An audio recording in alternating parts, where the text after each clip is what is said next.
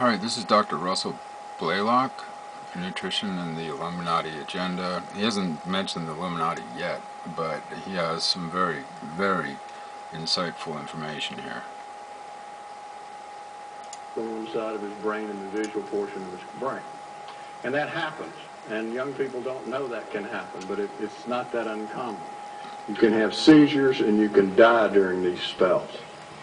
An interesting correlation between alcoholism and hypoglycemia. In the study, they found 97% of alcoholics were hypoglycemic, compared to 18% for the controls.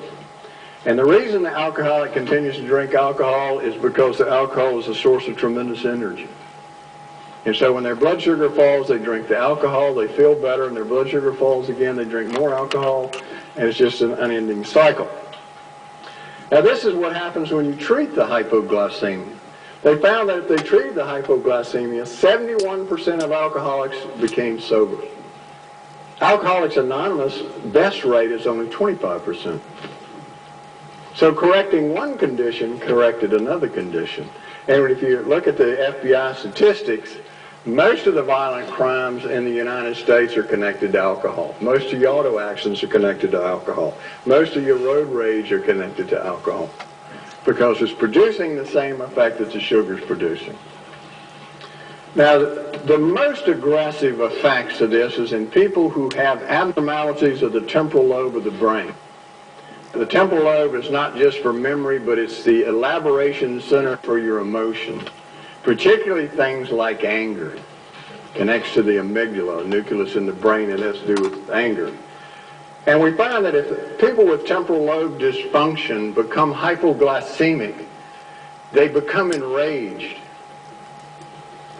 These are the people who have road rage. These are the people who, in a moment of anger, stomp somebody to death, or picks up a knife and stabs somebody to death, just out of the blue. For things that are so minor, most of us will just shrug it off, but they don't.